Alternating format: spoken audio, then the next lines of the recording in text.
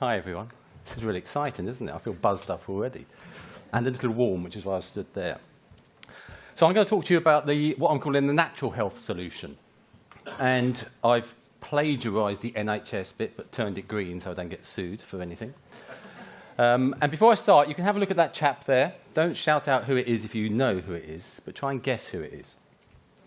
And he's 90 years old. And we were concerned about his health when he was planting the tree. Actually, he jumped in with some vigour, and we had to drag him out the way. And we'll come back to who that is later on, like one of those reveal things. So I'm going to start with a quote from Warren Buffett, which is, someone is sitting in the shade today because someone planted a tree a long time ago. And Warren Buffett is one of those people with a few pounds to his name. He's a health philanthropist as well. And I suspect he was talking about trees in a metaphorical sense, so doing stuff, prevention now, so we can sit in the shade of good health and things like that in the future. But it could be practical, couldn't it? And the conservation volunteers, we plant a lot of trees, and that's the royal we, which is not me. Other people do it, so volunteers do that. And last year we planted just over 250,000 trees, and volunteers did that. And that will give health and well-being for people in the future.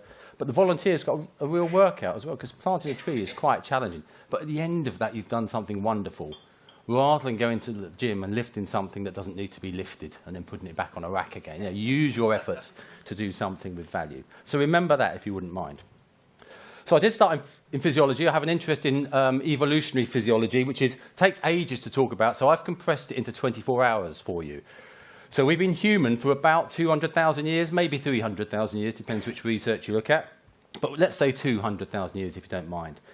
And for 99.86% of our time as humans, what sort of lifestyle do you think we've led? And someone has to speak. Active. Yeah, so hunter-gatherers, would you be happy with that? Yeah. Thank you. You've got a really good audience, haven't you? So that's what we adapted to, and we're really good at that. And the bottom bit, 1 minute 52 seconds of the 24 hours of our evolution, is the Industrial Revolution. That's when it started. And it overlaps a bit because we were still physically active, but that physical activity started to become quite bad for us, actually, and new foods were introduced. 17 seconds ago, in the 24 hours of our human evolution, everything changed. We became really sedentary, office-based. New foods, high fat, high sugar, highly synthesized products came into our life. That's 17 seconds ago in the 24 hours of our evolution. And then my supposition would be that as a consequence of that, only 7 seconds ago in the 24 hours of our evolution, we started seeing a particular medical condition in a particular population group. Type 2 diabetes in children. Adult onset diabetes in children, 7 seconds ago, which is a real shame, isn't it? And it's a bad aspect of our life. So that's the human evolution. Wendy spoke to you a bit of how that benefits you. I'll just talk to you about the physiology. So when you are exercising and when you are exposed to cold, muscle creates things called myokines. And actually, as Wendy said, if you exercise too much, that can become harmful and you can become green and really angry. But if you come in at a lower level than that, you get some real benefits. And the benefits are insulin sensitivity, for example, which reduces type 2 diabetes, cognitive function, so it reduces depression, Alzheimer's, Parkinson's, the impacts of that, and inflammatory processes. So at the moment, all of you are producing inflammatory chemicals, so you are less healthy than me just at the moment. So you can get up and do a mile later. So if you stay sat down, which our normal lifestyle generates from us now, you have these constant inflammatory processes. And cardiovascular disease and type 2 diabetes and some of the osteoarthritis programs, things like that, all of those are associated with inflammatory processes because you're sat down when you're not meant to be sat down. You're not cold. Who's cold at the moment? There's always one, isn't there? Yeah. But being cold is good for you because we adapted in that lifestyle to change that. And you saw the 17 seconds part, didn't you? And we started to introduce heating inside our houses. So it was consistently warm and it didn't change. And so I wrote all that and I thought, therefore, that is a new pharmacological approach. And sometimes I speak to doctors and clinicians and you have to use long words when you speak to doctors, otherwise they don't think you know what you're talking about. So you would say etiology instead of cause. And etiology means cause, but there you go. So I thought, what a wonderful plan. I've come up with this new pharmacological approach to the treatment of clinical disorders. And then I found out that somebody a lot cleverer than me, and actually a lot older than me, and dead, came up with it much before me. And in a minute, that's going to change. There you go. Natural forces within us are the true healers of disease, and that's Hippocrates, and he was born a long time ago. And for the clinicians in the room and the clinicians watching, because we're around the world, aren't we, you will recognize Hippocrates as the father of modern medicine. And if you are clinicians, you might have signed something akin to the Hippocratic Oath. And so if you don't believe me, you can believe Hippocrates, can't you? So you've got a choice, me or Hippocrates. But try and believe one of us, that the physical activity and social cohesion is what generates true healing of disease, and drugs treat symptoms. And that's quite different, isn't it? And so, life was challenging for 99% of our time, but we adapted, and we adapted so well that we became the world's dominant species.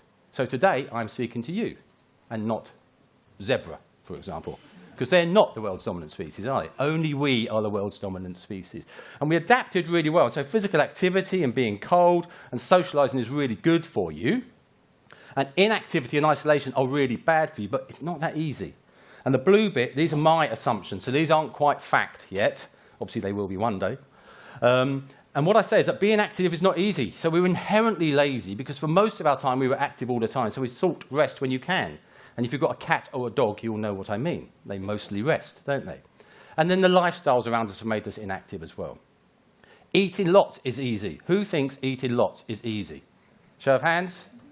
Yeah, exactly. Because you are engineered to want a lot of food. And you love fat and you love sugar, because you get lots of energy from fat, quick energy from sugar. If you mix those together and put a bit of cocoa powder in, what do you get? Who doesn't like chocolate? Amazing, isn't it? Is there one? You don't really want to admit that, do you? And then getting fat is easy. I'm not going to ask you who finds it easy to get fat, because that's a bit sometimes, isn't it? But the thrifty gene hypothesis and the drifty gene hypothesis, which are two different ideas, say that we are all evolved from people who found it easy to get fat once. Because if you can get fat and stay fat, you can survive times of little food, can't you? Therefore, we are the descendants of those people. Therefore, we have the propensity to get fat. And when I used to work with very obese patients, I used to say this to them, and I said, therefore, it's not your fault. It's evolution's fault. But it is your responsibility to do something about it, and I will help you do that. And that's how I work with my patients, and that worked really well.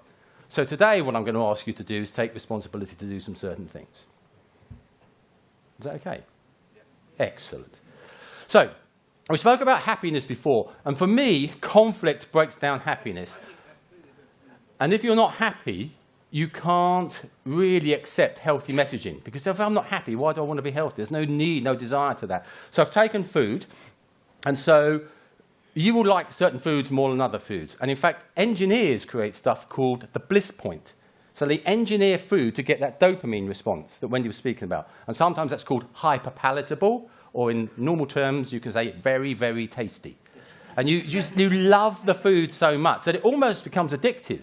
And I won't ask you how many of you have had an addiction to a certain food. But I have seen people in cars, in car parks, eating food before they drive home, which is a form of addictive behavior. And then, because of social pressure, you need to diet, don't you? But do you know what? A lot of people that provide the food that makes you fat provide the programs that make you slim. The same company, one in the same company. There's lots of them. And that's a cycle of income generation. And that conflict breaks down the happiness. So one of the things I'd like you to take away from today is seek happiness as an outcome, and the other health interventions, the other health outcomes will follow. So that's the standard medical model as I see it. Health inflation, which is about 2 or 3 times normal inflation. Medicines, equipment, and inpatient, they all add to the cost of that. And with medicines, you've got efficacy. How well does it work? Well, it works quite well, but not as well as you think in most cases. Compliance means, do you take it? Well, actually, lots of people don't take the medicine. So they don't work so well as you think, and lots of people don't take them properly anyway. And then there's lots of side effects. And because we are live streamed and people can watch this in the future, if you are taking any medication, please don't change it without speaking to your doctor. Okay? That's really important. Evidence I'll talk to you about in a minute. And then public expectations and advertising, they've got the same glow, because pharma companies and other companies spend hundreds of millions of pounds or dollars to promote certain medicines to you. because that makes a profit. But the evidence is very clear that physical activity is as effective as normal drugs to reduce depression. But exercise doesn't generate a profit, does it? And that's the difference. So this is the alternative, which actually looks a bit simpler as well, doesn't it? And so social prescribing is where you would go to the doctor, and the doctor or clinician or pharmacy or whomever would prescribe you to a key worker who sits in the community. And they won't be a clinician, but they'll know everything about the community. They'll be part of the community. And they will speak to you for 20 or 30 minutes, and jointly you will decide where you would like to go. So you could go to Green Gym, where we bring people together to do meaningful activity in the outdoors that leaves a legacy, or some of the other programs you'll hear about later, or the Daily Mile, or whatever it is, or Citizens Advice, or seeking housing, or seeking a job. Because these are the things that make you healthy or not healthy. So the conservation volunteers and Green Gym sits very closely within the social prescribing thing. So we don't prescribe anything. You just come and join us. You work with us for about 3 hours. Who would go to the gym for 3 hours? And you plant trees and you do stuff. And every time you go back, something has evolved because of the work you've done, which you've done with a group of people. And then other people come over and say, thank you for doing that. Thank you for planting those trees. Thank you for making that child's playground safe again. And that's a really effective program. And then during the time, we train people up. So after about 2 years of us running the Green Gym, typically we step away and it runs itself. And the longest running Green Gym since we've left and haven't had anything to do with them has just passed 10 years, still running, run by the local community and looking after their own land. And so that's a slide. We've got loads of data, but that's one slide. And I wanted to lift that because I think that's from surviving to thriving. And so we can talk about cortisol and blah, blah, blah, but these are the two values. 31% increase in feeling useful, 26% increase in feeling optimistic. Now, if I feel useful and I feel optimistic, I have reason to become healthier, smoke less, drink less, be active more. If I don't think those things, I've got no reason at all, have I? And the NHS does stuff to people whether they want it or not. So what we're engaged in, and what I would love you guys to be engaged in, and social prescribing, is to lift the feelings of usefulness, lift the optimism, and then people will come healthier and happier of their own right. And we can share that data with you. We've got lots of data on that. And in fact, we're going to be on Trust Me, I'm a Doctor, probably on the 1st of November, we think. So us and mindfulness and yoga. And I won't tell you results, but they are worth watching. If they were bad, I wouldn't have told you about the program, would I? It's not on. So, what I want you to do.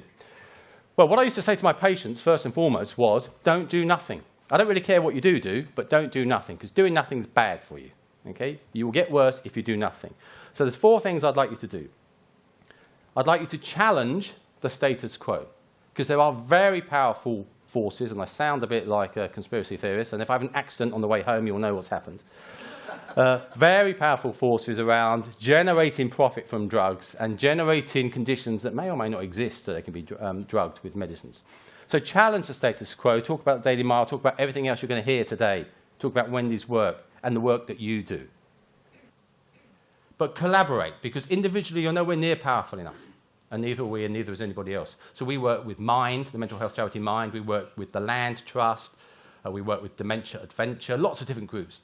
And if you collaborate, you'll become sufficiently powerful to change the world. Use evidence. I've put "the" in brackets. Use evidence as you develop your program. But you know what? There's shed loads of evidence out there. Loads and loads and loads of it. So just grab that. And then seek happiness as an outcome. So essentially what I'm asking you to do, if you can think back to the first slide, is plant trees, isn't it? Plant trees with whatever it is you do now and move forwards. And get your hands dirty. And so that's Sir David Attenborough, if you didn't guess. Who's a really interesting chap. You might have seen him on the telly once or twice. And he's our vice president. And it was his 90th birthday, so we said, let's get him to plant a tree, and we had all these safety things in place in case he hurt himself because he's 90. He's like, get out of the bloody way. Started digging the hole, put the tree in, and it was fantastic. And so the question is, so what I would like to know, and what Sir David would like to know, which is why he's looking at you now and all those different people around him, is what will you say to the next generation? So will you say that you came to this great event in Guernsey, and I got that right, I nearly said Jersey the other day. They said I'd be in a lot of trouble if I said that. You came to this great event in Guernsey, but then you went away and you did nothing. You didn't change. You went back to your old way of life. You did what you did, because that's quite comfortable, isn't it? That's quite easy. Or will you say that you went to this great event in Guernsey and you did go back and challenge the status quo? That you collaborated with at least 3 people that you met here, and hopefully 33. And that you gathered some evidence and you used the evidence that's already existed to really change the world. And that you went from here and you saw happiness as an outcome, because you knew that happiness would drive the health and well-being of the future.